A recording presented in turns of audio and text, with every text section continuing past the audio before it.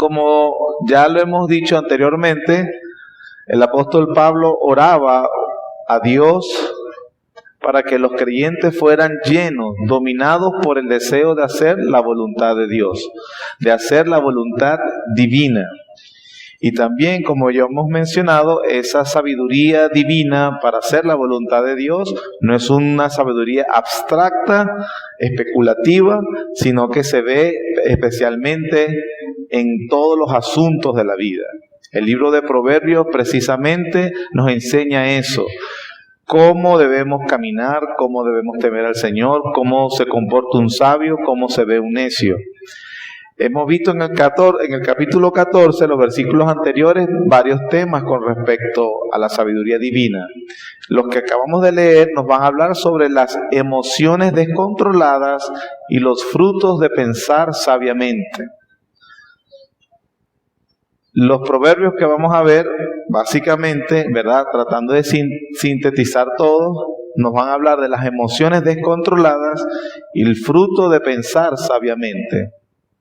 ¿Cuánto necesitamos, verdad, tener emociones controladas por la sabiduría divina? Pero así empiezan, por ejemplo, los primeros 2 versículos que nos corresponden el día de hoy. Salomón comienza diciendo, versículo 17, el que fácilmente se enoja hará locuras, y el hombre perverso será aborrecido. 18. Los simples heredarán necedad, mas los prudentes se coronarán de sabiduría. Lo que está expresando sencillamente Salomón es que un temperamento precipitado nos convence a los demás de que somos tremendos insensatos. A la persona que es un enojón, o más criollo, yo soy de mecha corta, a mí lo que me provocan y bueno, de una vez voy al choque. Realmente, y en nuestra experiencia, si somos sinceros, ¿cuánta consecuencia terrible nos puede traer una palabra airada? Es decir, cuando respondo airadamente. ¿Cuántas cosas realmente no hemos dicho que prácticamente, como también dice un proverbio, son como espadas, como golpes de espadas? Herimos, después queremos recoger los pedazos y el vidrio, ya cuando se partió la cosa, es difícil poder recoger todos los vidrios. Cuán terrible fue para Moisés cuando, presionado por el pueblo de Israel, lo precipitaron y lo hicieron cometer algo que lamentó el resto de su vida. Moisés, precisamente, probablemente en ese día que no era su mejor día, terminó respondiendo de forma airada. Y eso lo hizo un hombre que la Biblia después menciona de él que era el hombre más manso de la tierra. Pero la acción precipitada de haber actuado un día de forma indiscreta y airada le hizo que Dios lo disciplinara con que 40 años llevando al pueblo a la tierra prometida, ellos entrarían menos él. Hasta Dios mismo, y Moisés rogó a Dios, déjame que entre, cuando estaba en la frontera de Moab. Y tuvo la respuesta, la desagradable respuesta literal de Dios: basta, no me hables más de ese tema, no vas a entrar. En un salmo dice también, y que tenemos que tener cuidado, que los hijos de Israel por su necedad precipitaron a Moisés. Por un lado el Señor no justifica a Moisés, por otro lado dice que el pueblo fue una buena herramienta de Satanás para hacer pecar a un hombre de Dios. Con cuánta facilidad nosotros podemos hacer que las personas, agotar la paciencia de las personas. Lo que nos enseñan estos ejemplos, como por ejemplo el de Moisés, hermano, nos dice que a pesar de la piedad que puede tener una persona como Moisés, a pesar de la relación con Dios, era un humano y también cae en la provocación. Esto nos habla a nosotros entonces de lo alerta que debemos tener nosotros.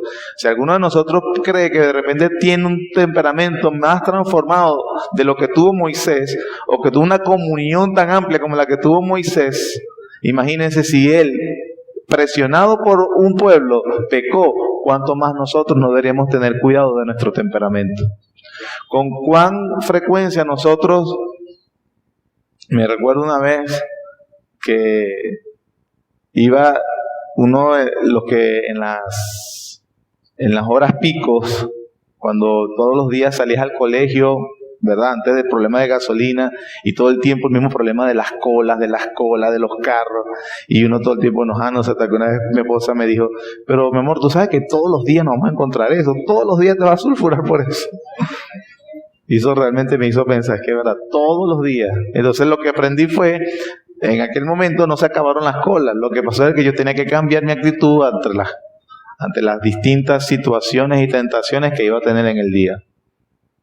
Pero tengamos cuidado cómo un esposo puede obstinar a una mujer también, hermano, y también cómo una mujer puede obstinar a un hombre para empujarlo, precipitarlo, para que cometa cosas o hable o haga algo que la verdad lo va a lamentar. Pero lo cierto que dice Salomón es que igualmente, que fácilmente se enoja, y esto es un llamado a cada uno de nosotros a tener mucho cuidado del temperamento y de lo que hablamos o de lo que hacemos, hará locuras. Lo que expresa también este versículo es que el hombre necio actúa impulsivamente en su enojo, y eso siempre lo va a llevar a la imprudencia, a la exageración, a tener que lamentar lo que dijo o lo que hizo. Cuando el necio percibe que actuaron contra él, responden como desmedidamente.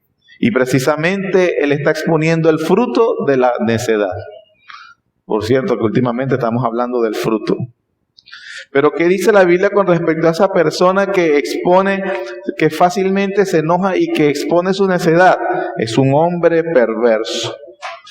Y el hombre perverso es abominable, es una persona despreciable, es una persona con la que los demás no quieren estar, es una persona simple, como dice el versículo 18, esa persona va a heredar necedad. La necedad es básicamente la herencia recibida por el primer Adán. Esa herencia no es nada provechosa porque solo produce maldad en el corazón y enojo. El carácter del hombre y la mujer que no tienen a Dios se caracteriza por ser un enojón, un amargado, una amargada. El hombre y la mujer, hermanos, son dados hacia el mal. Tienen enojo en el corazón. Pero eso sucede porque primero es una herencia del primer Adán y segundo porque no atendemos a la luz de las Escrituras. En contraste, dice el Proverbio 18, los prudentes se coronarán de sabiduría. El corazón del prudente inclinado hacia la Escritura que permite que lo ilumine y que obviamente no permita que esa necedad heredada habite en él. Ellos estiman la dirección divina y esa misma sabiduría los corona, los engalana, por decir. Es una persona que ha aprendido a controlar su temperamento. El sabio o prudente desfila una corona real, cuyas perlas más notables son mansedumbre y humildad. ¿Quién en la Biblia es manso y humilde? Exacto, eso significa, hermanos, que aquel sabio prudente que sigue la dirección divina es una persona que su temperamento cada vez más se parece a Jesucristo. Ese es el punto a veces de entender la sabiduría de estos dos proverbios, que cuando nosotros podemos entender la sabiduría divina, dejar que su luz empuje la necedad heredada del primer Adán, entonces nosotros estamos siendo moldeados por el Señor Jesucristo. Toda circunstancia la podemos ver desde un punto totalmente distinto, como una herramienta de parte de Dios para hacernos a la imagen de su Hijo, que es el propósito de todo cristiano. Aprendimos este domingo en la escuela dominical, ¿cierto? Bueno, parte de eso, parte de importante del cristiano, hermanos, es aprender a tener un carácter, un temperamento más manso. Pablo le decía a los colosenses también, porque parece ser que los creyentes, vamos a dejar los pecados graves. Pablo le llegó a decir, sí, ya han abandonado el adulterio, la lujuria, aquellos pecados que probablemente socialmente son más escandalosos. Pero Pablo dice, sí, también dejen la ira, el enojo, la impaciencia, dejar de ser iracundos, dejar de ser personas enojonas, sino más bien que se vistan de humildad como el Señor Jesucristo. Entonces un creyente también es alguien, un sabio, según el proverbio que estamos leyendo, alguien que se parece simplemente en su temperamento al Señor Jesús. Y hermanos, eso va más allá no solamente de alguien que responde feo, porque yo también, muy calladito, puedo estar mostrando la mayor necedad posible y la mayor provocación a otros. Las actitudes, los comentarios, el silencio. A veces no es necesario hacer silencio, a veces hay que conversar, solo que con sabiduría. No estamos diciendo que se traguen injusticia, el cristiano es alguien que se trague injusticia sin decir absolutamente nada. No, pudiéramos expresar nuestro descontento, molestia o la cosa que quisiéramos que cambiar. ¿Cuántas veces como matrimonio, obviamente no estamos en una conversación donde se perciben las palabras de forma incorrecta o se hacen de forma incorrecta? O la relación con quien vivimos. Pero, ¿qué dice la Biblia? El que fácilmente se enoja, la locura, es un necio. Debemos tener cuidado. Versículo 19. Los malos se inclinarán delante de los buenos, y los impíos a las puertas del justo. Básicamente lo que está anunciando Salomón aquí es la victoria de la sabiduría divina sobre la insensatez. En eso va a terminar la historia de la humanidad. Pablo lo dijo en 2 Corintios 6. ¿No sabéis que los santos han de juzgar al mundo? La Biblia dice que los hermanos de José, bien insensatos, bien maliciosos, bien injustos, y le hicieron todo tipo de maldad a José, terminaron inclinándose hacia su hermano. Terminaron dependiendo de la misericordia de su hermano. Otro de los ejemplos más destacados para la Escritura, hermanos, Simeí. ¿Saben quién es Simeí? El siervo de Saúl que se enojó cuando David le estaba siendo coronado. Cuando estaba siendo coronado, no. David era rey, obviamente en sustitución de Saúl. Absalón, su hijo, le había hecho lo que era el golpe de estado. David eligió no pelear contra su hijo y él se fue. Cuando David iba saliendo con su séquito, Simeí en la caravana hizo un escándalo en contra de David. Y lo insultó y lo ofendió delante de todos y lo avergonzó. Viste, hombre perverso, Dios te ha dado el pago de tu mal. Y estaba burlándose y escarneció públicamente a David. David venía, obviamente, no solamente porque estaba dejando el reinado de Israel, sino que lo estaba dejando por su propio hijo. Imagínense, yo creo que como papá el dolor era un paz profundo. Un hijo que lo traicionó. Tanto así que uno de los generales de David dijo, ¿qué habla ese hombre? Si quiere, avíseme, vamos y le cortamos la cabeza ya. David, hermano, mostró tener un corazón piadoso. Déjalo, de parte de Dios viene eso. Eso se une con lo que hablamos antes de un corazón manso. Cuando veamos a la persona que nos provoca, nos humilla, de parte de Dios ha venido él.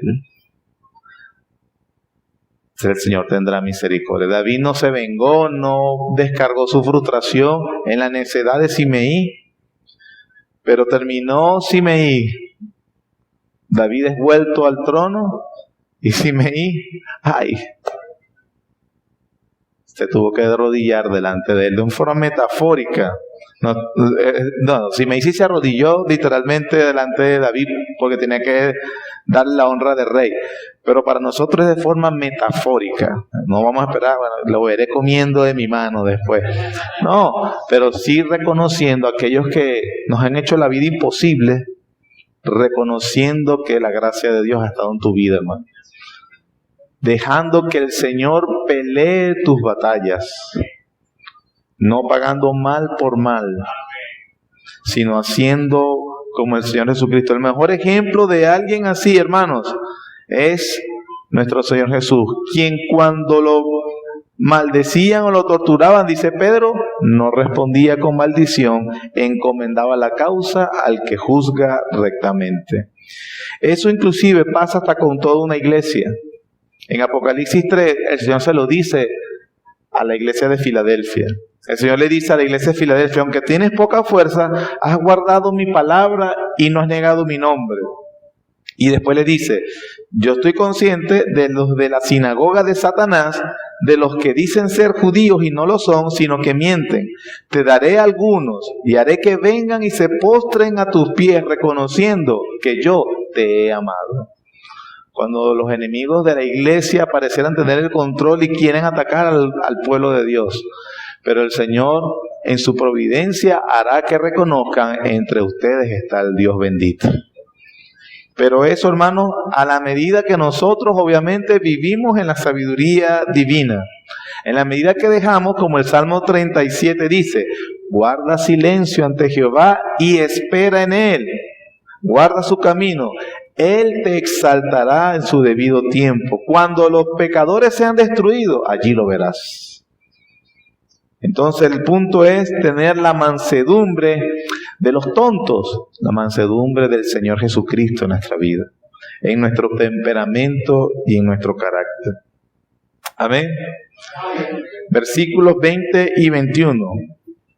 El pobre es odioso aún a su amigo, pero muchos son los que aman al rico. Peca el que menosprecia a su prójimo, mas el que tiene misericordia de los pobres es bienaventurado. Bueno, hermanos, en este proverbio, Salomón expresa en esos dos pasajes que los amigos en la pobreza se van y en la riqueza abundan. Los amigos, hay que ponerle comillas, ¿verdad? Qué buenos amigos. Pero los amigos en la pobreza se van y en la riqueza los amigos abundan. Pero la Biblia enseña que el que odia al pobre peca y el que se apiada de los pobres es dichoso. Salomón no está diciendo que esto es una regla, está constatando un hecho. Un hecho, hermano, que publica el Espíritu Santo para que los cristianos tengamos un llamado de atención. La tendencia natural del corazón humano es apegarse a los que tienen plata. Yo quiero ser amigo de él, yo quiero ser amiga de ella. A los que creemos que nos darán, o los que tienen un mejor estatus socioeconómico, y nosotros creeremos que asociándome siempre a ellos, yo voy a tener algún beneficio. Pretendemos que si nos acercamos a nosotros también, probablemente, quién sabe, nosotros también logremos ese estatus social.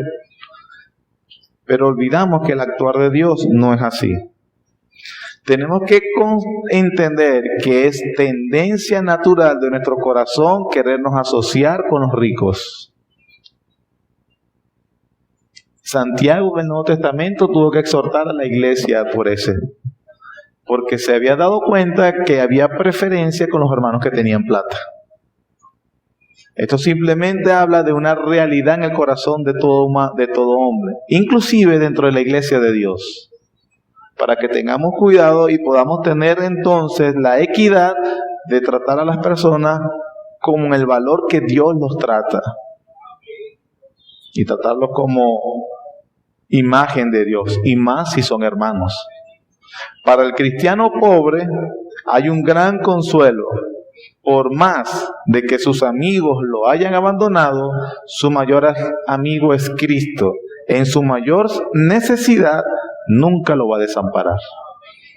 Esa es una realidad para los hombres fuera del Señor Jesucristo. El Señor Jesucristo tiene misericordia de los pobres. El Salmo 72:4 dice: juzgará a los afligidos del pueblo, salvará a los hijos de los menesterosos y aplastará al opresor. En el versículo 21, peca el que menosprecia a su prójimo. Salomón está exhortando al creyente a que no menosprecie a su amigo sin importar su condición. Es pecado, hermano. Es pecado menospreciar a un hermano porque evidentemente es pobre. El Señor nos está diciendo que tengamos amor cristiano y más bien en vez de menospreciarlo, poder pensar, obtener, hacer algo, si es posible, para ayudarlo en su miseria. ¿Por qué? Porque la segunda parte del versículo 21 dice: mas el que tiene misericordia de los pobres es bienaventurado, tiene la bendición de Dios en su vida. Es más, en la ley del Señor, en el Pentateuco, se hizo bastante previsión para que el israelita no oprimiera a los pobres. Y cuando ellos fueran a segar su mies, que era el sustento de ellos, en el Levítico se les prohibía: no segarás tu mies hasta el último rincón. O sea, no lo gastes totalmente para ti. Dejarás una porción para los pobres, para el extranjero, para la viuda, para aquellos que son más vulnerables. Yo, Jehová. Una relación correcta para el israelita con el Dios de pacto era que ellos tuvieran una relación de generosidad y un corazón sensible a sus hermanos necesitados. No oprimirás al pobre, no le negarás. En 1 Corintios se dice: hermano, pero ¿qué provecho hay si tu hermano viene y tú le dices, teniendo con qué ayudarlo, vuelve y mañana te daré algo? Teniendo contigo que darle, le dice. ¿Cómo puedes decir que mora el amor de Dios en tu vida? En la realidad, ¿verdad, hermanos? Que uno pudiera pensar en estos tiempos, no, hermano, voy a llorar con usted porque los dos no tenemos. Pero por lo menos, bueno, lloramos, compartimos la miseria, hermano, estamos aquí compartiendo la miseria juntos. Pero tengamos cuidado, hermanos, de menospreciar a otros porque simplemente no mantienen ese estatus social. Acordémonos o reconociendo que la Biblia dice que el que piensa en el pobre es bienaventurado, tiene la bendición de Dios. Más, en Hechos se ve claramente cómo era que de verdad tenían el Espíritu Santo de los creyentes. Eran generosos con sus hermanos en mayor necesidad. Versículo 22. No yerran los que piensan el mal, misericordia y verdad alcanzarán los que piensan el bien. Los que piensan el mal siempre están echando de menos allá la cosa que desean y la felicidad que obtuvieran, que van a obtener cuando lo tengan. Para eso el creyente tiene que obviamente recordarse que somos testigos de la vergüenza de los constructores de Babel, quienes idearon y se pusieron a trabajar en el mal que idearon, pretender alcanzar la divinidad por sus propios medios. Dios los confundió. La confusión que llevó a Amán, quien maquinó un mal para el pueblo de Dios para que fuera totalmente destruido, Dios lo frustró. Y aún el complot malvado que hizo el Sanedrín contra el mismísimo Señor Jesucristo, a través de ese complot Dios estaba trayendo mayor bien para su pueblo. No yerran los que piensan el mal, hermanos. El Señor es defensor y vigilador de aquellos que andan maquinando el mal. Lamentablemente poco estimó Judas el resultado del mal que había pensado.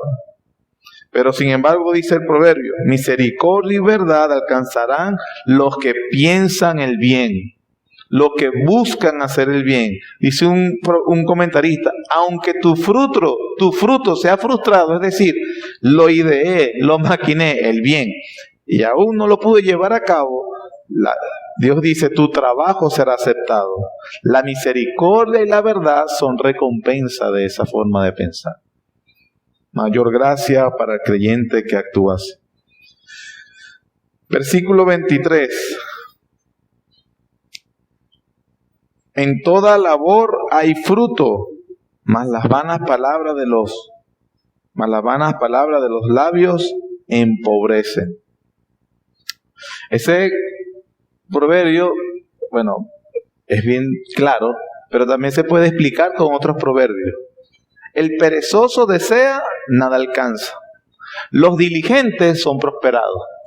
Un principio. Hermanos, tanto así que eso se cumple hasta en los mundanos. Son diligentes y Dios los prospera. Dice, otro proverbio, la mano negligente empobrece, la mano de los diligentes se enriquece. En toda labor hay fruto. Hermano, haga algo para cambiar su condición. Las palabras más la palabra, dice, más las vanas palabras, ay, yo quisiera, yo desearía, yo buscaría, yo tuviera, los soñadores. Yo le dije a mi esposa que le iba a llevar a conocer Europa. Ya sabe ella, la vana palabra.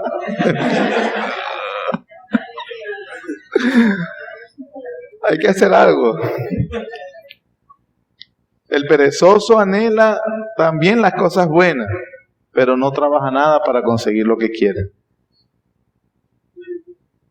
No es necesario limitar ese principio a lo material. Hermanos, hay muchos que dicen, yo sí quisiera conocer mejor la Biblia, yo sí quisiera ser mejor cristiano. Hermano, haga algo para alcanzar esa meta. No te va a llegar, no, la Biblia no te va a llegar, se va a meter en tu mente sola. Léela, sé diligente, procura estudiar, participa de los estudios bíblicos, haz tu devocional privado, levántate más temprano. Estoy tomando la clase del domingo y las que vienen. Hay grupos en Caudales, en el oeste, en el centro, en el norte va a empezar. Hay grupos de hermanos, de hermanas, casados, sin ser casados, de todo gusto. Pero yo no tengo tiempo para nada. Entonces después no digo. Hay reuniones de damas. El sábado, le digo esto con propiedad, el sábado había una reunión de damas. Por mi esposa iba a enseñar algo sobre la crianza. Y obviamente yo estaba al tanto porque algunas cosas me preguntan y me pidieron la opinión de esto. Yo estuve aquí y me di cuenta, me sorprendí de la poca asistencia de hermanas que están criando. Yo entiendo, la que tuvo ocupación no se preocupa, hermano, pero yo dije, están criando y no están en este momento. Yo le pregunté a Vanessa, esta reunión es mensual, ¿verdad? Sí, mensual. Wow. Que el Señor, bueno, yo me imagino después nos van a, ¿cómo hago para criar? No, se le está enseñando. Pero hay personas que realmente, quienes estuvieron ocupados, que no tuvieron el tiempo, no se preocupen, el Señor sabe. Pero quien pudiendo estar, no es diligente, por favor. Hermanos, el tiempo se ha ido, debemos terminar. Versículos 26 y 27. En el temor de Jehová está la fuerte confianza. Esperanza tendrán sus hijos. El temor de Jehová es manantial de vida para apartarse de los lazos de la muerte. No hay mejor seguro en esta vida, hermanos, por más allá que podamos encontrar recursos, no hay mejor seguro en esta vida que el temor del Señor y la sabiduría que procede de Él. Porque el temor del Señor ofrece tranquilidad, ayuda con el sueño, eso lo dice el proverbio, ayuda con el uso del dinero, ayuda con la mala fama, ayuda para la pobreza, ayuda a cualquier clase de problemas de salud. Dice un proverbio que el corazón apacible es vida para los huesos. Es más, ayuda para la artritis. Y si dice que no debemos ser enojones, ayuda para las úlceras, la gastritis. No hay mejor segura que el temor del Señor. Por eso dice el proverbio, el temor de Jehová es manantial de vida. Es una fuente de vida para aquellas que lo tienen. No solamente en lo espiritual, en todo. Te ayuda para tu familia, para el matrimonio, para la iglesia, para todo, hermano. Por eso el temor del Señor, aprender del Señor, siempre será manantial de vida. En el temor del Señor está la fuerte confianza. Bienaventurado el hombre que teme a Jehová. No tendrá temor de las malas noticias. Una persona que tiene paz, disfruta la paz de Dios, vive en paz. Es cierto, hoy podemos venir con preocupaciones, algo que me está inquietando. Gloria a Dios. Bueno, este es el tiempo de hablar con mis hermanos. Hermana, ayúdame en esta cosa, me tiene preocupado. Estoy ansioso. ¿Me puedes ayudar en oración? Y oramos juntos y eso nos fortalece, hermano. Un hermano puede dar una palabra de consuelo, de motivación, de que me comprende y yo poderme ir totalmente renovando las fuerzas del Señor. Amén. Que el Señor nos ayude entonces a cada vez más adquirir la sabiduría divina. Gracias, Señor, por tu bondad y por tu misericordia.